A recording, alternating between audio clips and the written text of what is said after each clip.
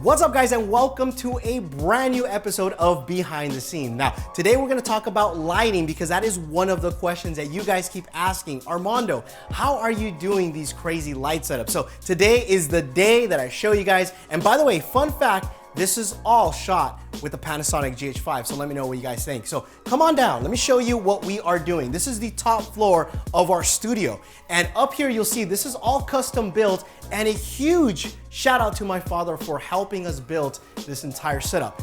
This is all done with gas pipe, and the reason why we did it with gas pipe is to give it that industrial look because that's the look that we wanted. So let me show you how we set this up. So for example, if we want to light the background of this wall, all we need to do, depending on how we want to do the shot, is we can move these around however we want. These are all very flexible. As you can see here, I can move this way. So if I want more light concentrated to this wall, I can easily move it this way or to that side. If I want more light a little bit down over here, I can just go ahead and shift this, move the light up here, and this all rotates pretty much 360 degrees and allows us to just shift the light however we want. Now, the other thing that was gonna be important to us is being able to adjust our lighting on the fly. Basically, having control of each individual light with our smartphone. So I'm gonna go ahead and show you guys the setup that we are using right now. And by the way, Lifx or Lifx, which is the brand that we're using, is not sponsoring this video.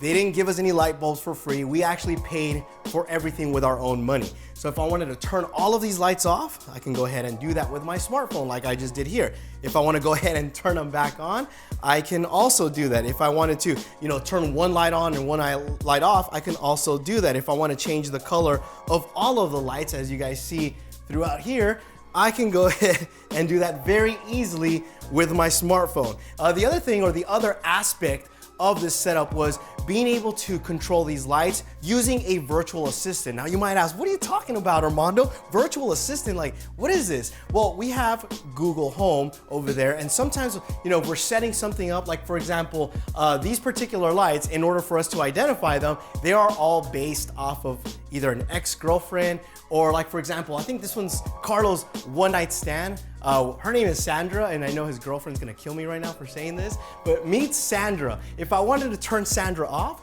I can just say, okay, Google, turn off Sandra. And you guys will see. Turn Sandra. Boom, there it goes. If I want to turn her back on, okay, Google, turn on Sandra. Okay, turning the Sandra. There you go. And the cool thing about it too is that we are able to also change like the color. So for example, when we're setting up a shot, and I want to say, Carlos says, turn Sandra a different color. Or by the way, the only other male aside from us is Hector. This is the only other, we figured that this would be a cool guy. By the way, Hector is because this is actually the name of this light from IKEA. You can actually pick these up from IKEA, and this light is Hector, so we figured we'll just keep it the name because we like the name. So if I wanted to change this light to red, so as we're setting up, we don't have to, pop open our phone. We could just tell Google to make this red. So, okay, Google, make Hector light red. You got it. Changing the Hector to red. There you go. So very easy. So what I'm going to show you guys is how we recreate this particular look that you guys see here on the screen. I'm gonna show you guys how easy it is, and it doesn't require a lot of lights. It doesn't require a lot of crazy setup. In fact, some of the lights or some of the stuff that you see up here are made from Home Depot. We use these mainly for like B-type stuff, like whenever we just need to move lights around. So in this particular setup that I'm gonna show you guys how we're gonna recreate it today, we didn't use any of these fancy lights that you see up here. We're only gonna basically use this light up here, which is our backup, and then Hector right now. So let me show you guys how we set this up.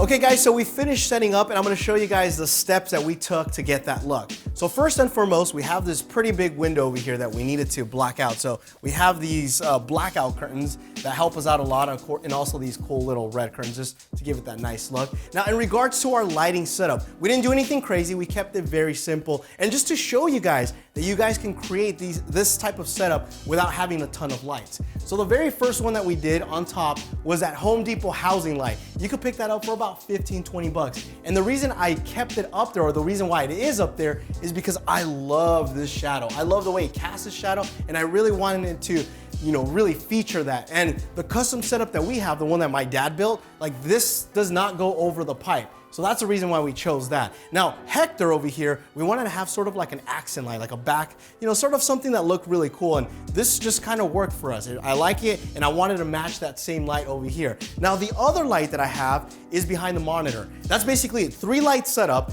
This light over here just enhances the background or the wallpaper of the desktop. I mean, it looks freaking awesome, especially with the blue and the green. It works great. Now, in regards to key light, I'm gonna show you one of my favorite tricks. We are only using 1 light, okay? And this is the PhotoDiox, again, not sponsored. This is something that I really use on a lot of my video productions because it's lightweight, it's portable, and there's no dedicated power source. So I'll show you guys. I can control the intensity. So if I wanna drop this down to 50% or, you know, whatever percentage I want, I can go ahead and do that. I can turn it off. I can go ahead and turn it back on. I think we were at 90, so I'll go ahead and set that back to about 90%.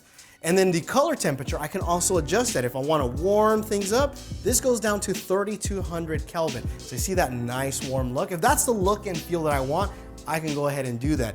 I'm gonna go ahead and bump it back up to 5600K because we want a little bit cooler look. You know, they got that Aliens vibe, right? This also supports a V-mount battery. So if you wanna have a little bit more juice, you can definitely put a V-mount battery and you're gonna get several hours of use. So this is definitely one of the major keys of making this setup work.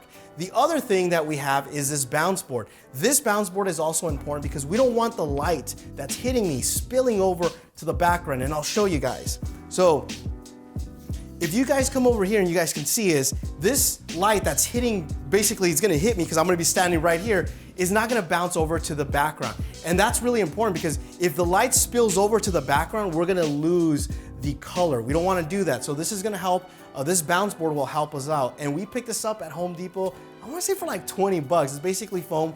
We gaffer taped it, it works. You don't have to go out and spend a lot of money. The last thing we do, and I'll show you guys, is hit the fog machine, baby. If you guys saw that video, fog is an important key element to giving us that cinematic look. So as soon as the fog settles in, as soon as we hit the fog, we kind of just, you know, move it around, you know, spread it out, make it look cool. Obviously it takes some time, we gotta hit it a little bit longer, and then this is the look. I'll basically stand in frame, and then that's it. That'll give you that nice, cool look that, you know, you guys saw in that video. So hopefully this tutorial was very informative. Hopefully it helped you guys out in trying to recreate this look. And obviously, you know, this setup is something that we can change around. We can move location, we can move it around, and, you know, have fun with it. So let me know if you have any questions down below. Hopefully you guys enjoyed this episode of Behind the Scenes.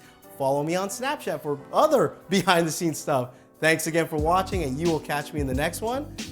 Adios.